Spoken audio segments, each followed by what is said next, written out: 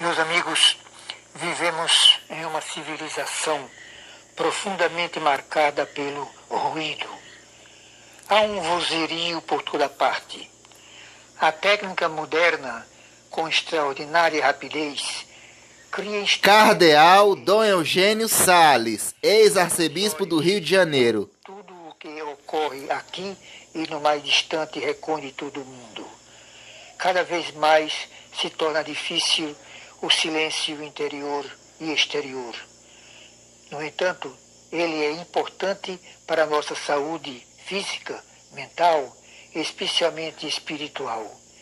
Muitos sentem a necessidade de superar essa escravizante Cardeal Dom Eugênio Salles, ex-arcebispo do Rio de Janeiro. um ambiente de calma para unir-se a Deus, ou mesmo para refletir sobre sua vida e os problemas cotidianos. Na parte religiosa, a Igreja deve preservar nos templos, de modo permanente, um clima de tranquilidade.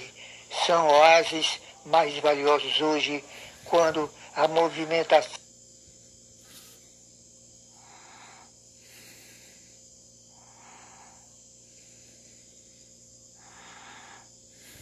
nas ruas e até nos lares é massificante.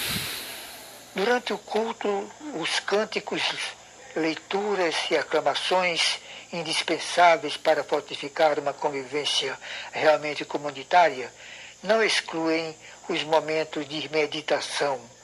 Em um e outro caso, a casa de Deus deve oferecer ao coração agitado a oportunidade de usufruir um intenso contato com o divino. Sem recolhimento, frequentes e profundos, é impensável a sobrevivência e o progresso de uma vida cristã coerente e dinâmica num mundo que frequentemente repele a mensagem decorrente do Evangelho. Santo Ambrósio, ao tratar desse assunto em sua época, no século IV, que poderíamos chamá-la de absolutamente silenciosa em comparação com os nossos dias, chega a afirmar: o diabo busca o barulho, Cristo o silenciou. Cardeal Dom Eugênio Salles, ex-arcebispo do Rio de Janeiro. Nas cerimônias litúrgicas, certamente os elevados decibéis são um aferidor dos obstáculos do encontro do homem consigo mesmo e Deus. Recordo os falsos profetas que gritavam sem serem ouvidos e que Elias ironicamente estimulava: gritai com mais força, ele é Deus, mas certamente estará dormindo. Primeira do Livro dos Reis. No extremo de um imobilismo, fruto do individualismo, passa-se para o outro igualmente condenável. A estridência dos sonhos dos instrumentos que enervam não eleva a Deus o coração do fiel. E os promotores muitas vezes não são advertidos, pois se apresentam como um falso salvo-conduto de observantes das orientações conciliares. Não me refiro à missa para jovens, mas simplesmente ao bom senso. Evidentemente, o auditório composto de pessoas em idade juvenil terá um comportamento diverso do de outras faixas etárias. No entanto, mesmo assim, há limites. Em nossos dias, urge relembrar a importância de um ambiente que favoreça o contato com o divino nas cerimônias religiosas e lugares sagrados. Não como fim, mas como meio válido de fecundo encontro com Deus ou manifestação de respeito à casa do Senhor. O Concílio Vaticano II, na Constituição Sacrosanctum Concilium sobre a Sagrada Liturgia, no número 30, ao tratar das normas que derivam da natureza hierárquica e comunitária da liturgia, conclui: a seu tempo seja guardado o sagrado silêncio. A justa ênfase na prática da renovação conciliar facilmente levou a exageros na comunicação entre os fiéis, quer nos atos oficiais, quer em outros momentos da igreja. E isso às custas do ambiente convidativo à prece, inclusive pessoal, que deve reinar nos lugares santos, mesmo quando não há celebrações. Meus amigos, nos documentos posteriores ao concílio, verificamos uma revalorização do silêncio, ao menos em certas circunstâncias, como indica a Instrução Geral do Missal Romano, de 3 de abril de 1969. Oportunamente e como parte da celebração, deve-se observar o silêncio sagrado. A Escritura nos proporciona poderosa argumentação em favor de um grande esforço para restabelecer em nossas igrejas um clima de paz, em suma, de oração.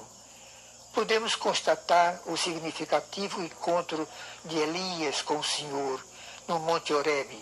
Este não se encontrava no silêncio, no vento, nem no terremoto, nem no fogo, e sim no murmúrio de uma brisa, no primeiro livro dos Reis. E também quando o profeta Sofonias conclamava o povo, silêncio diante do Senhor. Na bela obra de Romano Guardimini, sobre a missa, o capítulo 1 tem por título O Silêncio. Explica a razão de iniciar o livro com este assunto. Este livro trata da liturgia. Ora, se me perguntassem onde começa a liturgia, começa a vida litúrgica, responderia com o aprendizado do silêncio. Sem ele nada se obtém de válido. É a primeira condição para uma ação sagrada.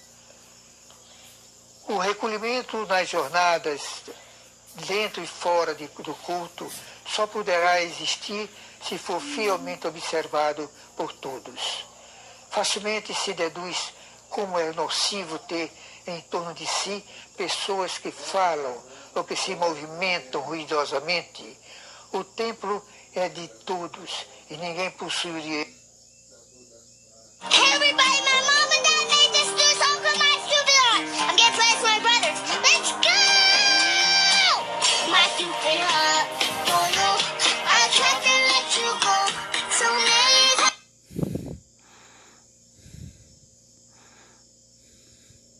Direito de prejudicar o próximo.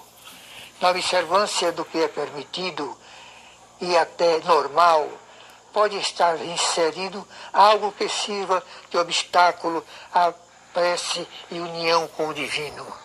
Cito como exemplo o maior ou menor intensidade... Cardeal Dom Eugênio Salles, ex-arcebispo do Rio de Janeiro. Na observação do momento da saudação da paz, antes da comunhão.